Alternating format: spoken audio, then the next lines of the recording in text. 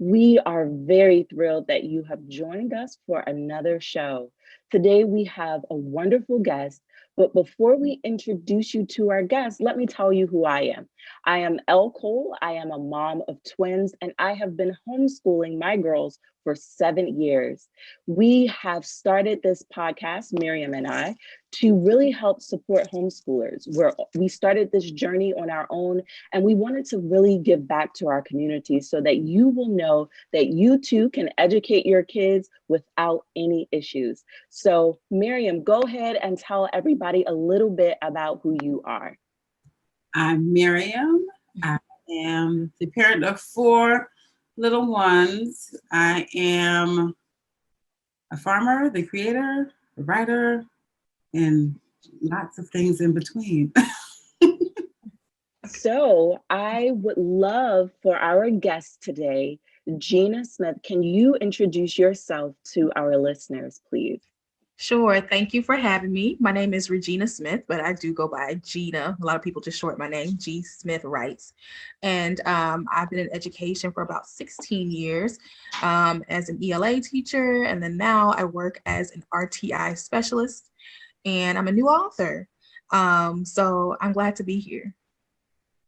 Congratulations. We are always excited to have just everybody, especially educators and also authors, because we know it takes tons of dedication and hard work to finally, you have the thought and then you finally put your product out there. And so we definitely want our audience to be able to learn more about your book and about you. So without further ado, let's just jump into the conversation. You said that you have been teaching for 16 years, that you were a teacher in education for 16 years, and that seems like a very long time.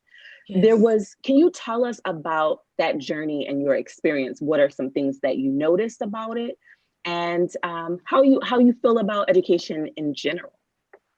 Okay, so education in general, I love it. I love what it stands for, giving people knowledge. Um, I've had a gamut of experience. 16 years seems like 30. Oh my goodness. I've worked at majority Title I schools, urban schools, um, mostly middle school and high school. When I got out of college, I did a couple weeks in a kindergarten class and I realized quickly it wasn't for me. And but since fast forward, after 13 years of being in the classroom working as a specialist, I have to work with elementary students and now I really like it. So I had just experienced just the gamut, ups and downs, where you see um the good and the bad. Honestly, you see the good and the bad. You see, where teachers are pouring their heart out. They're trying to get the lessons and the skills. They're trying to get the things that need to be done taught. But then you see the unconscious bias. You see the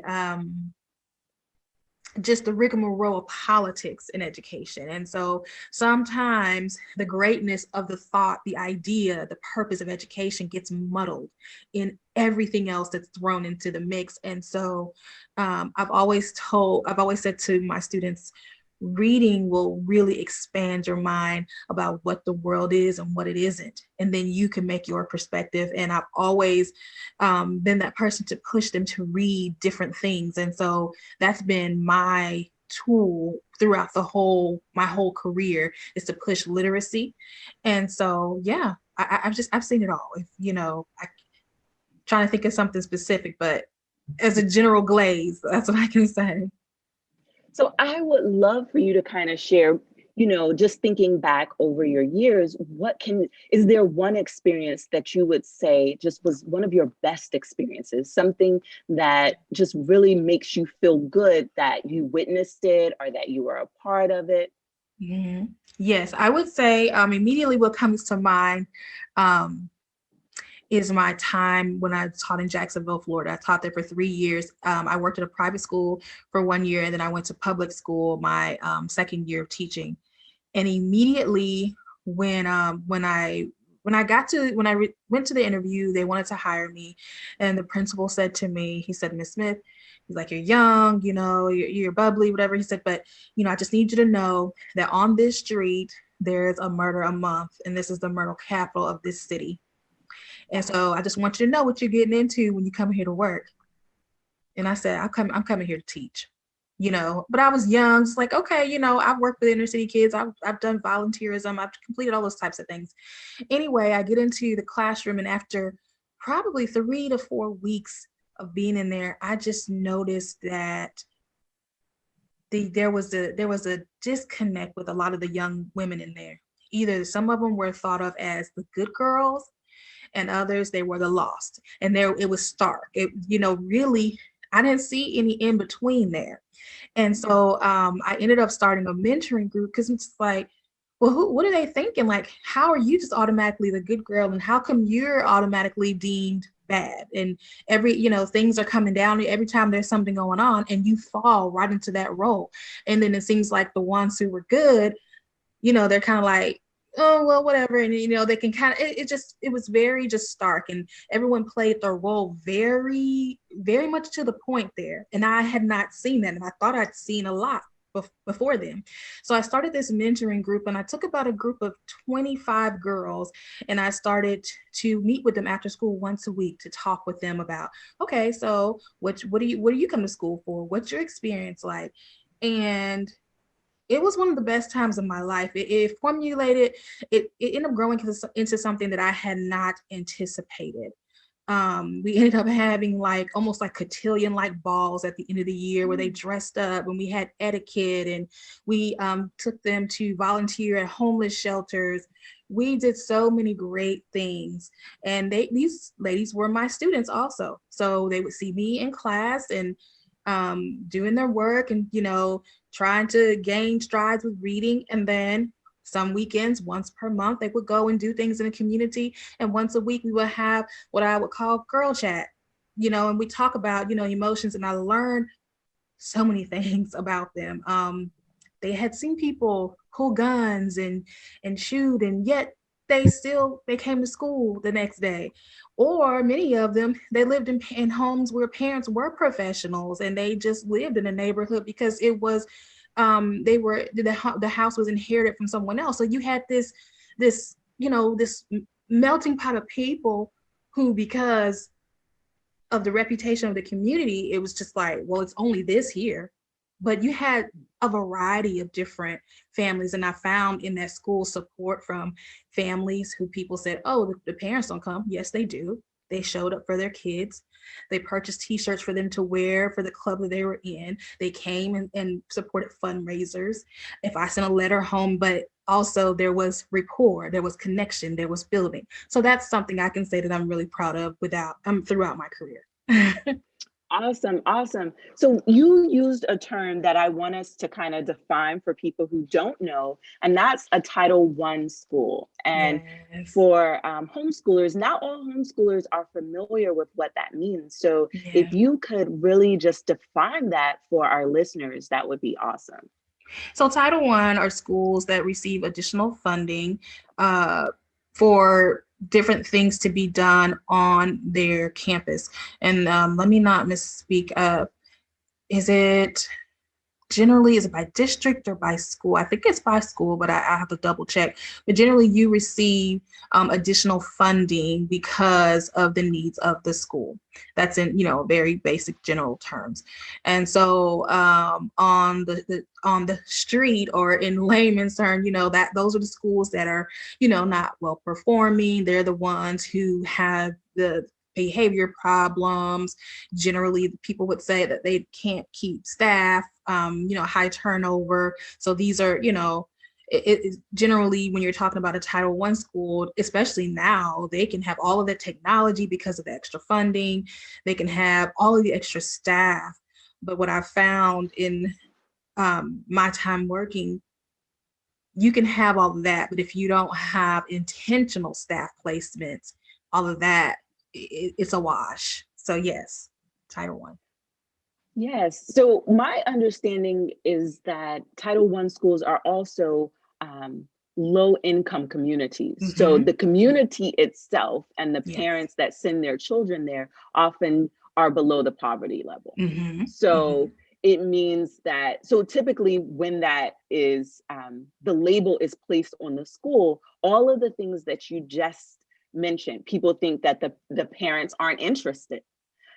People think that it's going to definitely be a one parent home, with a lot of single parents, and people just automatically assume negative things. And it sounds like you went into those type of schools and you knew that was the case, but instead of just taking those labels, you decided to kind of shift the perspective and say, hey, if I'm nurturing, if I'm available, all the things that really help children succeed, you begin to give that to the students so that they could succeed. Because I know for homeschoolers, they want nurturing, all the things that you were giving, like you were giving to the students just like you were their parent. So can you kind of speak to how you felt comfortable giving back? Because I think, on one hand, you want to keep it professional, Right. because that's what the school system says. But when you're working in that type of environment, sometimes professional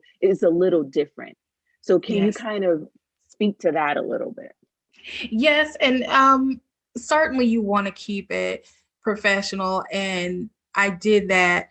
However, when we have this conversation a lot with as educators, especially in a public setting, there's business, but then there's also the heart and intentionality of really making change with students. And I learned this pretty early on, just um, even watching just how my mother moved in certain social arenas when I was a child, other children who were not hers, her taking them up under her wings and really just, giving them an extra ear or, mentoring them. And so when I was in college, volunteerism, working with the youth was a big part of my college education. I went to Florida A&M, I'm a Rattler. And so we did at just different groups that I participated in. It really was about getting in there and making change with our youth, and specifically Black youth.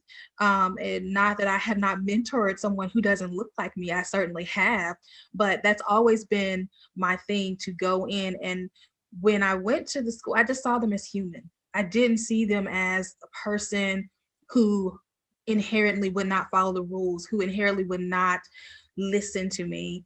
I knew that they would make mistakes. I'm human. I make mistakes. And I always told the students, no matter how upset you're going to make me, and I told them, you will make me upset, just like I'm going to make you upset. When you come back in here the next day, we got to keep it rocking and rolling. We got to talk about it, but we have to keep, they're human. And so sometimes I see we don't all have that mindset in education. Certain people are going to do this, certain people are going to do that. And so it was my mission always to say everyone is capable of greatness, but sometimes they make mistakes, but you're still human. So that helped me to go in there and say, okay, and also I had a team of people who had that same thought. So I couldn't do it all by myself. I always recruited other teachers who were interested in helping to grow this group. And so, yeah, I think it's been just things that I've seen modeled for me, and then it flourished in college, and then continued when I started my professional career. Awesome.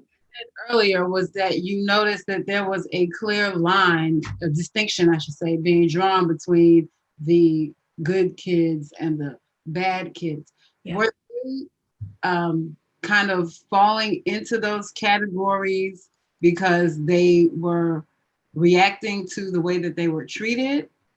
Or was it more something else? Just curious as to, was being drawn. I kind of know how teachers can be. Yeah, and yes, and that's why I would say both, because or if you don't know, with teachers, even we talk, right? So if it's a middle school, for instance, if they've been there since sixth grade and they've been tearing it up since sixth grade, and they get to eighth grade and they're like, oh, well, you got Johnny this year. Johnny made it to eighth grade.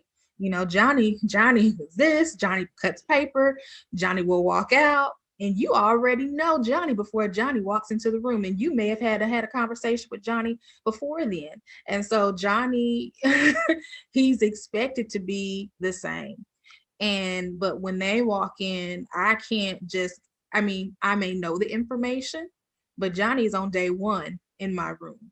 And so I've even had conversations with students who, you know, after a while, maybe some of the behaviors that they are known for, they may display it in other people's classroom, but not in mine. I'm like, well, what's the difference in here versus there, in there? And, and I'm like, they really don't know what it is, but I think kids are a lot more intuitive than, and maybe they can't verbalize it.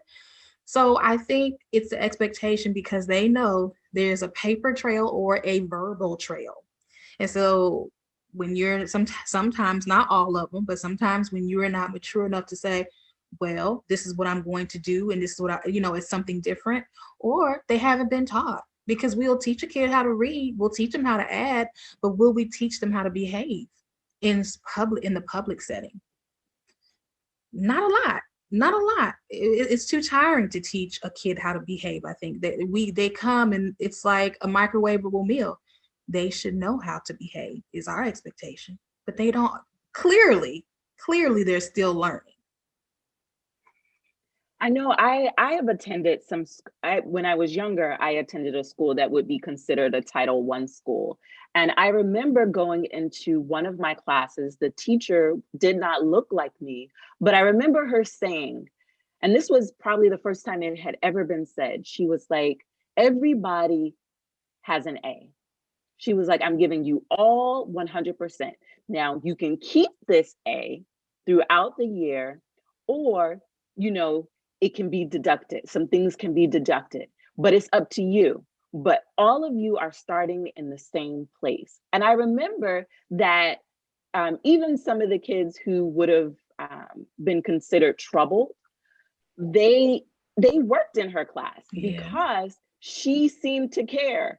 And I think that is what makes a difference. You talk about, they may not act that way in your class because sometimes kids just need somebody to recognize them, to see them, not look past them, to actually connect with them, to care. And I think that can make a world of difference. And that's why having a teacher that is also nurturing is important in those type of environments. And sometimes in the school system, it can be so cold. And I think, as the years progress, it's becoming more and more cold just for safety's sake. But for some kids, they do need that. They do need somebody to, pay extra close attention to them and let them know, hey, and that's not saying that they won't test you because they're kids. And kids test the waters. They're going to try to test you. And so they will test you, but you still, you still have to make that connection. And if you really make a hard connection, you'll make a difference. Can you I feel like your story and what you've already shared about, taking the young girls and really mentoring them and showing them about being dressed up.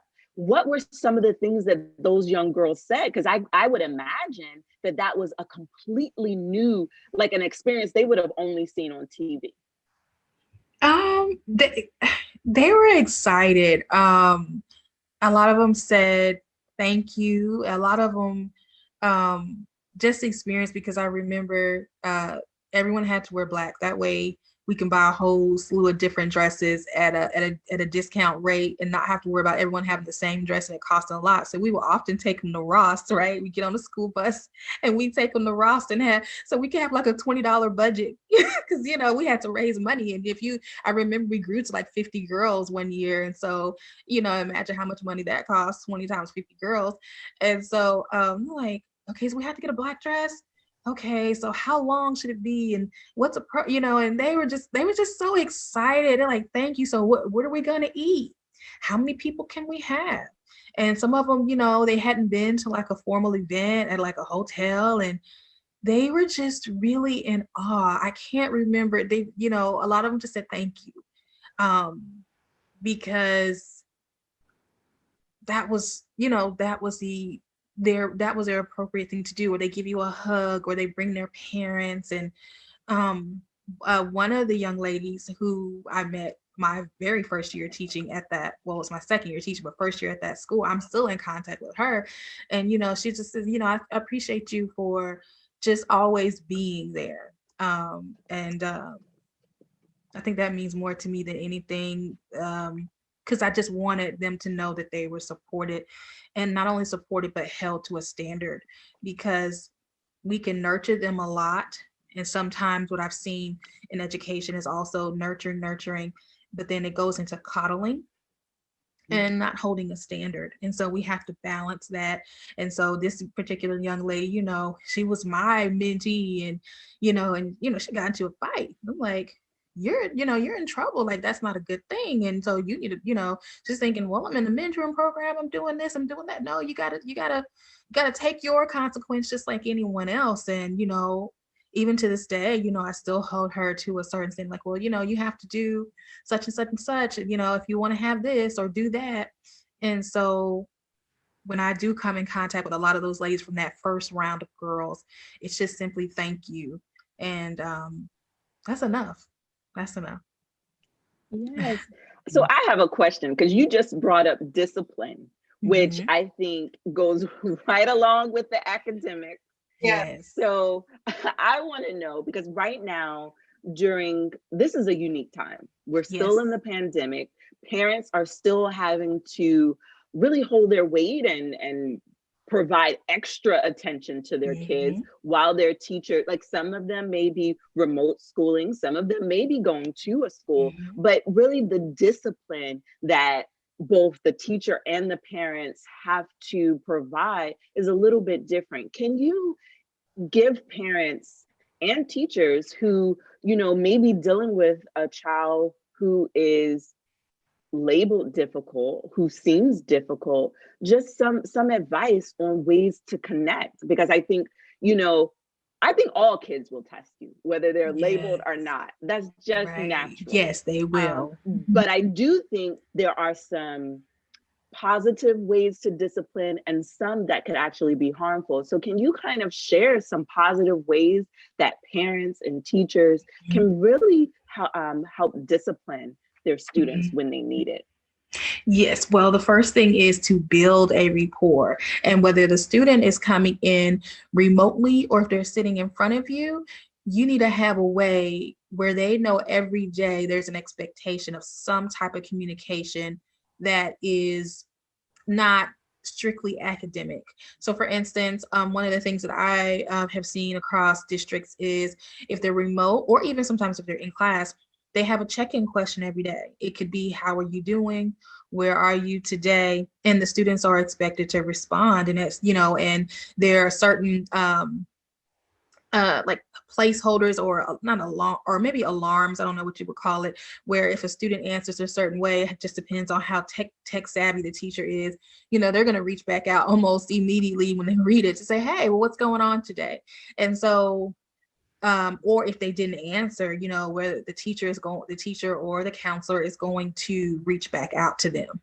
That can be done in the classroom with pen and paper, or, digitally, if kids have iPads in the classroom where the teachers are receiving this information, they know the teachers are checking it. It's small things like that, just to know that someone is checking in on you. So for instance, if you are having a lot of the discipline issues with remote learning, the biggest one I hear about is the kid not showing up. Well, if the student's not showing up, okay, I guess that becomes a discipline issue. Well, then, so, teachers like, well, I can't teach them if they're not there. Well, what else have you done? I suggested in some workshops that I did this summer, okay, well, you called, we have a transient population and numbers change. Well, do you know where the parent works? I mean, when you talk to students, you find out that the parent works at the hospital, whatever. Okay, I know the parent's name. It's on there. That I'm gonna take a little bit of time. I'm gonna call, see if they're at work. Can I get them to call me back? Can I send a postcard? Can I go and knock on a door? And it sounds crazy. You don't want to go and do knocking on doors by yourself. You definitely don't, especially now with COVID. And even before COVID, you got to make sure you're safe. But there are people in place in your district, which a lot of teachers may not be aware of, who can do just that for you and do it safely. So we have to think outside of the box and connect with that student. Clearly stating expectations. If we just say to a student, you never follow, you don't follow directions. Well, what are the directions?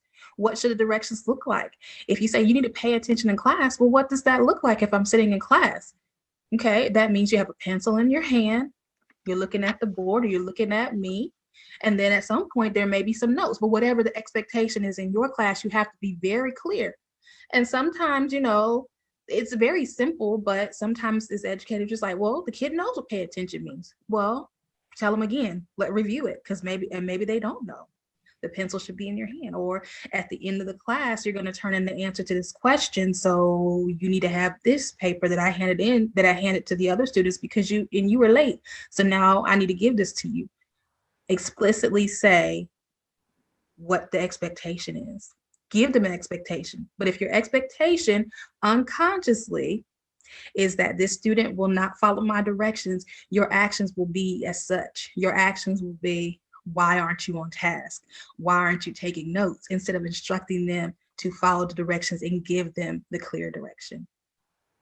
Absolutely. What you said, I actually wrote an article for Healthline about remote learning. And one of the things that I remember just sharing was that some kids need to see that in writing, what those expectations are. They need a paper that they can check off as they're sitting there, because sometimes as adults, we rattle off a long list of things and our kids don't know what to do first and they get befuddled, and you're like, why can't you just do X, Y, Z, like A through Z all in one?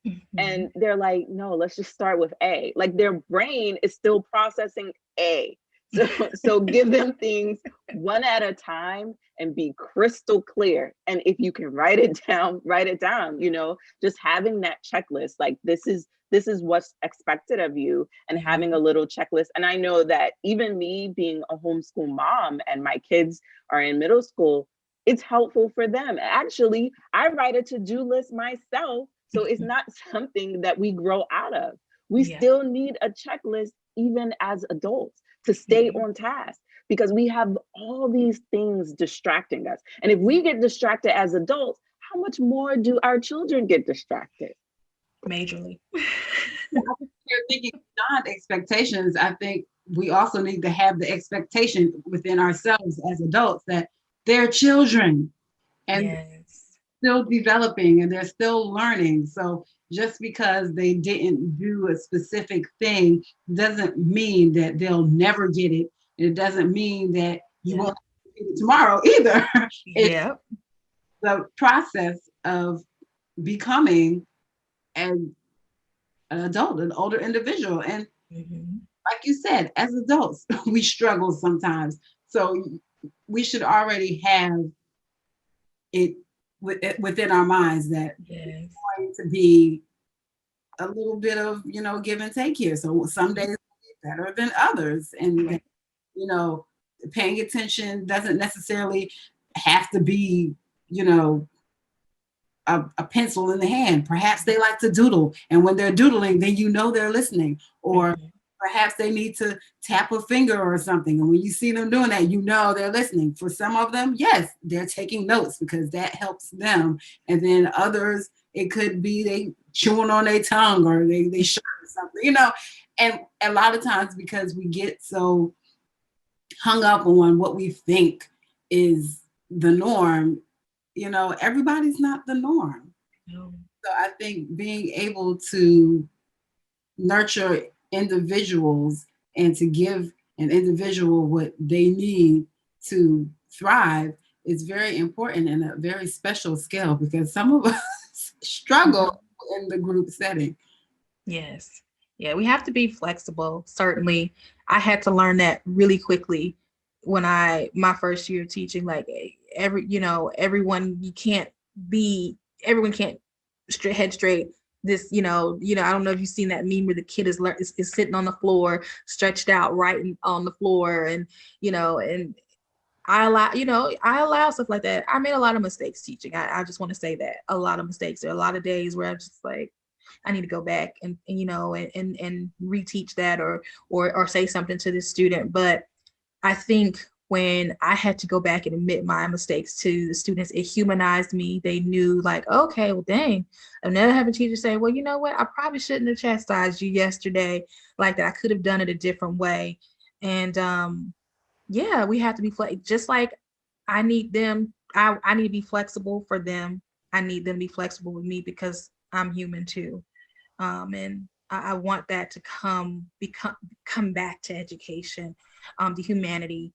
We all have skin, blood, bones, and we're all valuable. And we need to make sure that when we're teaching, we're conscious about it. We're intentional about thinking that, and to move students forward. You just brought up how important social emotional learning is in the school setting. Mhm. And I know that emotional learning is a direct passion of yours. Can you Yeah. kind of talk about why, you just mentioned that emotional learning is important. You didn't necessarily use those words, but that's Yeah. exactly what you're talking about. Can you kind of talk to us about that? Well, social emotional learning, it if okay, so a few years ago we had the term, what was it? Restorative justice, was it? And that was about discipline, and bringing together the offender and the defender, to so that we know what the harm was and working out something, but yet the offender still having consequences. If we do things like that, if we only talk about discipline and not emotions, then we're missing a big part of the disciplinary lesson, or the growth. Because we know in school, first grade, second grade, we know that there are learning tiers, and they're going to learn certain things at certain levels. But before the spark of social emotional learning, we left that part out. How do students deal with certain things? Why might a student do this? Why might they do that? Are they their maturity level? I think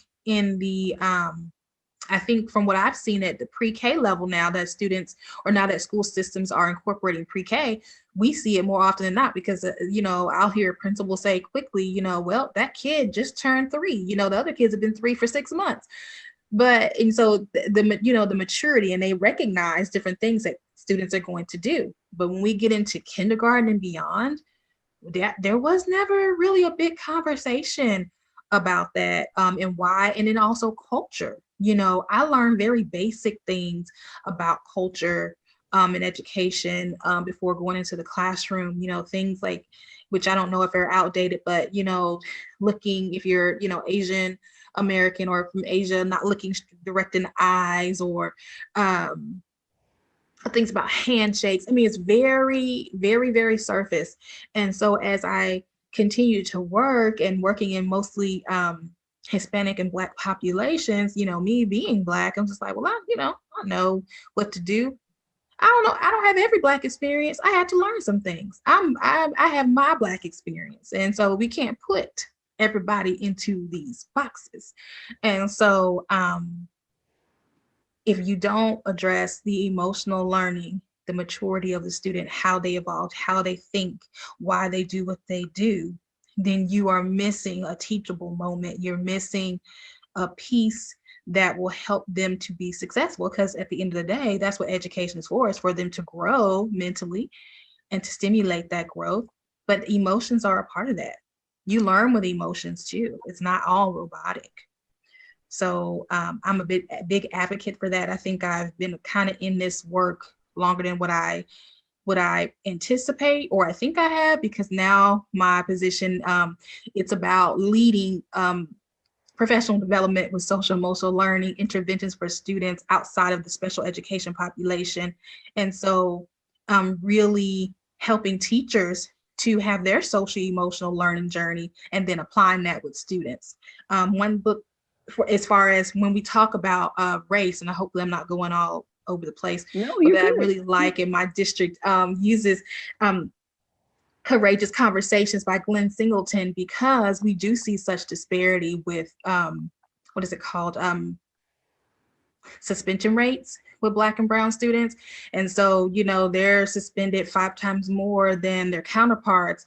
And so that has to do with lack of understanding things culturally, and also just putting an expectation for groups.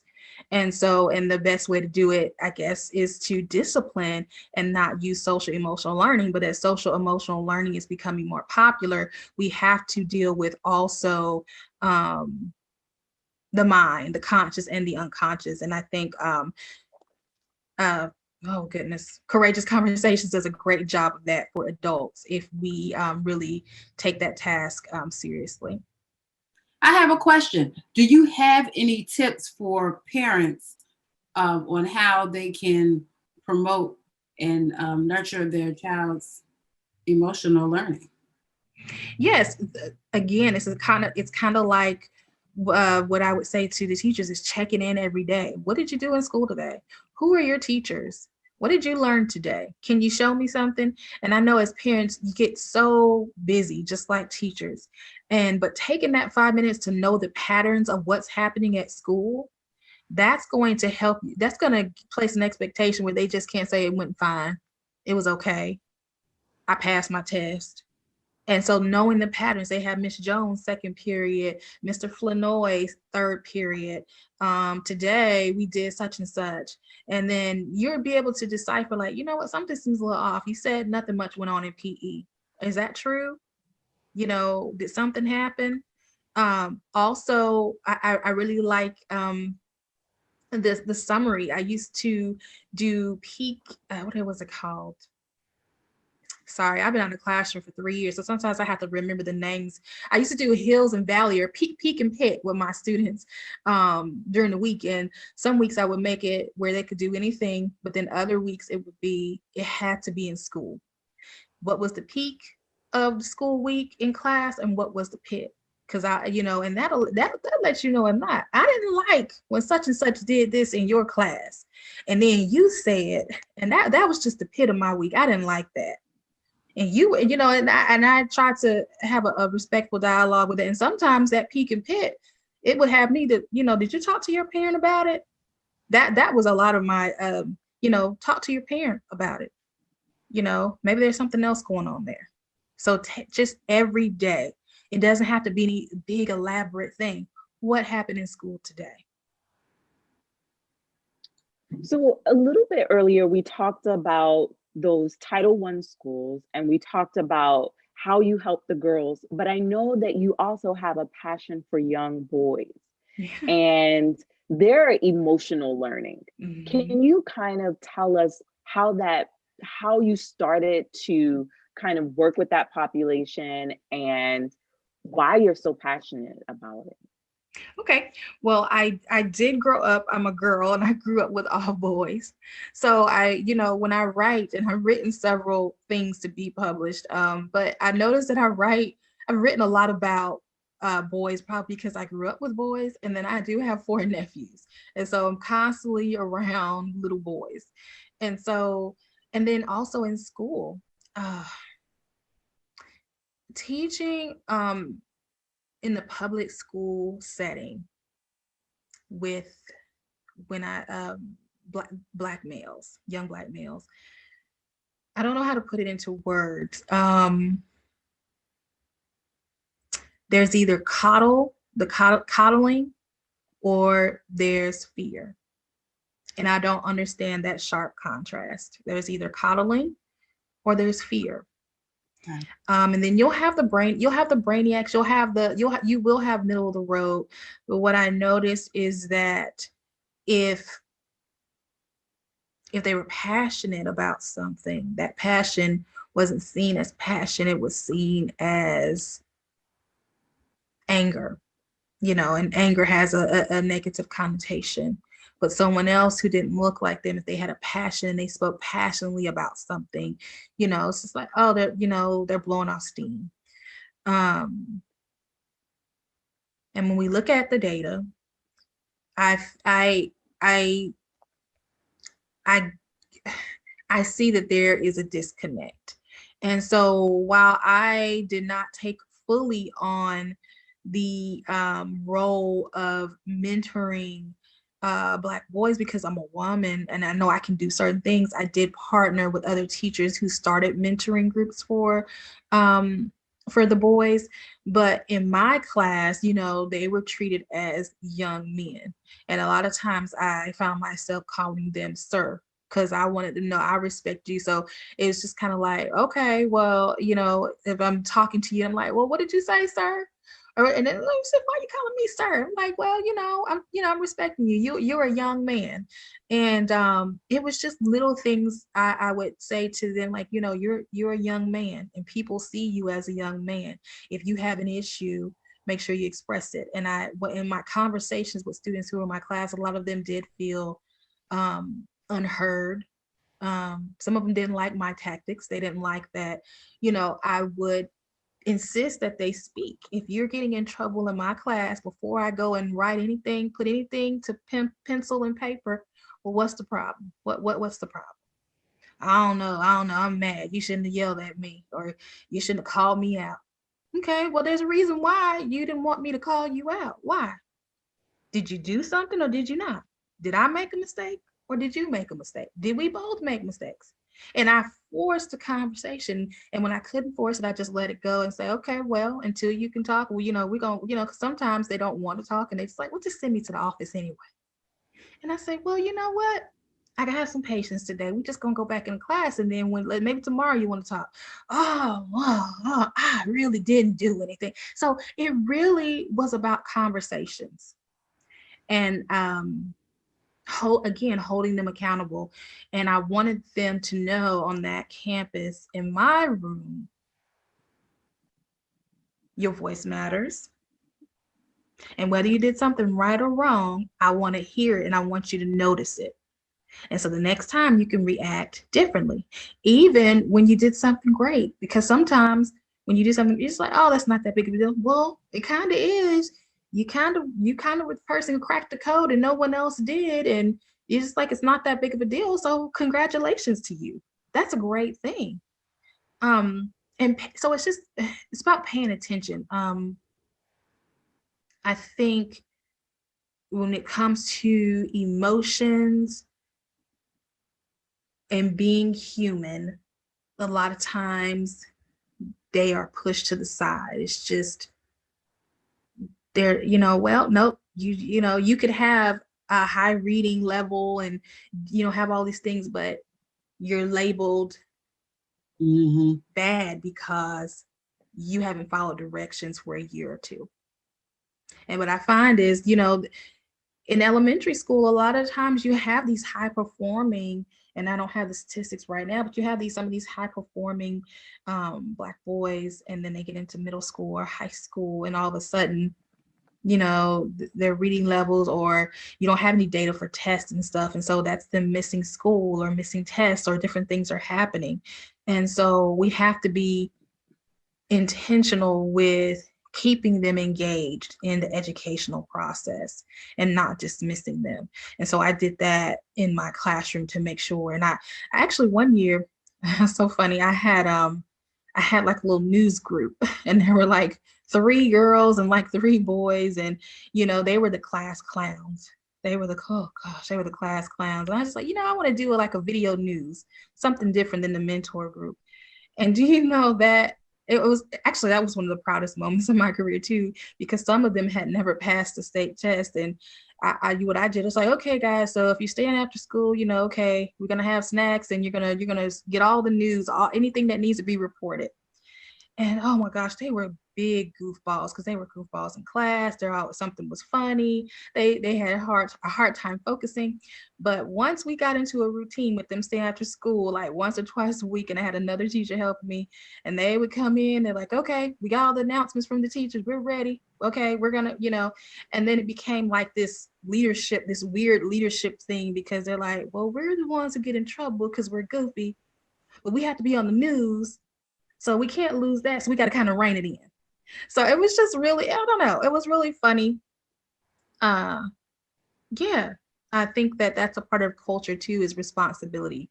Um, I think that having a role of responsibility as a male, and probably all males, but I'm speaking specifically to as Black males in this school setting, it helps them, and not just something where you're just like, oh, that, just something like, it seems like it's surface, but where you have a real responsibility and you nurture that responsibility, it helps them hold on to a little bit more. That's why you see the kids who are in football and sports and stuff, they try a little bit harder because they have something holding them there. But I don't think that has to be the only thing. They have many talents beyond football, basketball. They can do things tech wise, STEM, and we have to keep them engaged some type of way. Well, I just, Absolutely. Absolutely. I think, because I can tell that the children have, been truly impacted by you being part of their educational experience. Thank you. Even though you haven't touched my children, I just thank you, because you seem to really care and to put a lot of effort and energy where plenty of others do not and will not. I think it's my life's work, to be honest. I think, and I'm not in the classroom now because I did get burnt out. That's another conversation for another day. But when you put a lot into it, I become very burnt out. And the fall was, it hurt because it's just like, it's what I love to do. I knew when I was 4 years old that I wanted to teach. And I think there are many other teachers like me, but we're not the ones that are lauded. And I don't need to be lauded. I don't need to be, but there are so many gems in the public school system, but they're overlooked. Their works are overlooked, and the movies aren't made about those teams of teachers who go in and really just put 10 toes down and say, we're going to do this. And I've worked with some awesome educators. I hear a lot about teachers who, aren't doing the work, but I can name 10 or 15. I consider myself blessed to be able to do that because I've learned from the greats. I've learned from great teachers how to do and jump in and do the work, because you can't do it by yourself. It's impossible. yes, for many of us that are homeschooling parents, we went to school and we had some phenomenal teachers. So I think that parents definitely can look back into their experiences, some of them, and say, Mhm. hey, that teacher made a difference. It's usually, somebody in their past that they can name who just really made them feel like an awesome student. And your passion totally comes through. We hear it in your voice and the things that you have shared with us. Is definitely, it's good to know that there are excellent teachers out there, because some parents today are pulling their kids out because they're concerned, especially mothers of young Black boys.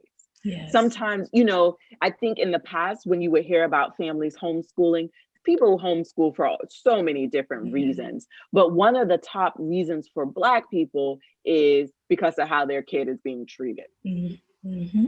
Yeah. So, what you have talked about today touches on all of those aspects. And I know that your passion, you're still teaching, even though you're no longer in the classroom in the Yeah. same respect, you're still teaching, you're still putting things out there that is touching the population. So I wanted to just bring up one of those things, and it's Jackson learns a lesson. So I Yeah. love that, your passion comes through in this interview with you, but you've kind of bottled up that passion and put it in a book for many different families so that they can learn from you in other ways. Can you tell us about your book and the joy that it brings you to be able to share that with parents and other teachers? Yes. Thank you so much, because it is one of the things that I'm very proud of. Um, I always told the students they can do what they wanted to do, and I just let some of my things just kind of run dormant, and not, and defer it. And I'm deferred it, and I'm so excited that I've done this book. It started off, uh, this is 2020, so it must have been probably 2019, when I said, you know what, I'm going to publish a children's book. I'd been writing a novel for a while, and I hadn't finished it. I kind of trying to figure out where I wanted to go. And I never dreamed of doing a children's book. I'm a middle school, secondary, high school teacher. Why am I going to write a children's book? Right? But it definitely was inspired by my nephew, my nephews, and just, the middle one is like 8 years old, and he's learning how to navigate school and what's appropriate and what's not, and he's had some of those same issues. And because I am the resident educator in the family, they're calling me about what's this teacher doing and what is he doing in school. And I know he does this at home, but I'm not sure if what they're saying is that really so. And so I wanted to write a lesson wherein not only was the family supportive, but you had the teacher who recognized that students needed to process and talk about what they were feeling and give them tools to express that. And so that's where Jackson Learns a Lesson. It was supposed to be a different time frame, a different lesson, but when COVID happened, I just totally changed it. Or said, you know what, I want to address this, because even with COVID, everything was different. Kids were learning differently, and this is something that none of us have experienced. And in the book, the teacher asks, how are you feeling? What's going on? What do you do when you feel that way? Okay. And so these are questions that parents can ask their child, like, how are you feeling? Give them tools, and the teacher gives tools, and the dad gives tools. And so I'm just really proud of it. It's something I never expected to really be just this giddy about. I've always liked writing, but children's books, I enjoy reading them. I enjoy buying them for people, but this is something different. And I think it's going to be good, because, it can help people to have that back and forth rapport between teacher, student, parent, baby, and anyone else. So yeah. Awesome. Can you tell everybody where they can get the book? Of course, it's available on Amazon. So if you type in Jackson Learns a Lesson, or my name, Regina Smith, there's another Regina Smith that comes up. But if you type in Jackson Learns a Lesson, it comes up. Or my website, G Smith Writes, you can buy it off of there too. And we will definitely put all of those links in the show notes. So if you are listening, wherever you are listening, check out the show notes so that you can see direct links, and really support Gina, support the book, Jackson Learns a Lesson, because we have to really give our kids these tools. Some of us are learning the tools as an adult, and it's much harder once you reach adulthood. But if we give our young people these tools while they're little, life will just be so much easier for them. And they will learn how to treat other people when they're upset, or, whatnot. And I think that just learning that is an important part of life in general. So I think it is an excellent tool that you have provided. And I thank you for sharing with us about the book. Thank you. Thank you for having me. I think your podcast is a part of this great work. I've listened to several, and I've heard your children, and it's all a part of this to make everyone seen as a human, equal, and having access to equitable opportunities, education being one of them. And so I thank you for what you've done. That's why I was so excited. I'm like, ooh, yay, I want to talk to them.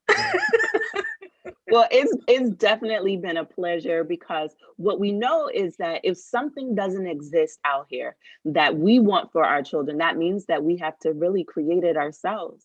And, the book about emotional learning, and really just so that kids can see themselves, that is so important and so huge. You didn't see something out there that really met that need, and you said, you know what? It's not out there. So I have this idea, but I'm going to take it all the way through so I can really put this in families' hands. So I love that you follow through, because many of us, just great ideas. We're all full of great ideas, so many of us, but we don't always follow through. like we should. And I just, when I see people following through, we have to support them. We have to applaud them, and we have to give them a space to share, because to just have something and no one knows about it is not very helpful. So we have to do our part to really share that work and let other people know that this exists. So I'm so happy that we had an opportunity to talk with you and learn from you. You know, you have so many years of experience, and as parents who are doing this, some of us for the very first time, we can learn from that, because I think that discipline piece, that's something that we're learning anew, because sometimes the way that we experience things and the way, you know, our upbringing was isn't what we want to do going forward. And so when someone learns something that is working and it's good and it's positive and it's gentle, then we have to share that going forth so that we can all learn from each other. So I just wanted to say thank you. It's been a true pleasure and joy talking to you. Likewise. Thank you, ladies. Thank you. So Miriam, did you have any more questions before we close out this episode? Did you already tell us where we can find you online? Social Yes. gsmithwrites.com. media? And on Instagram, g.smithwrites. Mm-hmm. I remember hearing the website. Okay, wonderful. Thank you very much. I know, I know time is getting short, so we won't hold you too long, but I'm very, very appreciative of the work you have done and the work you are doing. And I just want to encourage you to, you know, stay strong, sister. Thank you. Yes, and we look forward to seeing some sequels to that book, because I know you have many more books on the inside. I do. Thank you so much. I've like thoroughly enjoyed this. I can just the energy from you ladies, and you taught me some things too. And I really appreciate it. I've thoroughly, like, seriously enjoyed this. Well, we will definitely have to have you back, because I know there's a whole nother piece that we didn't talk about. And so we definitely look forward to following up with you, seeing how things are going, because we really, like, I'm serious, like we hear that African proverb, it takes a village. And so this is how we build our village, by talking to each other and pouring into each other. And so I just thank you for your time and your expertise and sharing with us, because we cannot hold those good things to ourselves and, you know, just expect other people to know. We have to be verbal, we have to share, just like we tell our kids, use your words, use your words. We're always saying that to our kids, but sometimes as adults, we don't often share with other adults that's in that same way. And so we have to, as adults, use our words to help edify and affirm each other. So I was definitely blessed by the things that you shared today, and just the different experiences that you have pouring into the community.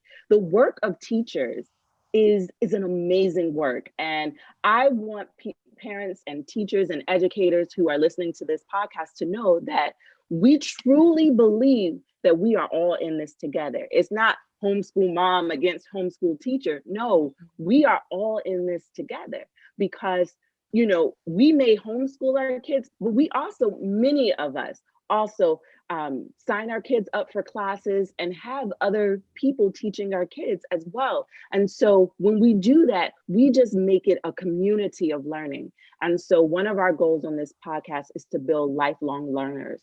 And you know, just having discussions like this is how we do that. So thank you so much for being a part of the Cleverly Changing podcast. Thank you. You're welcome.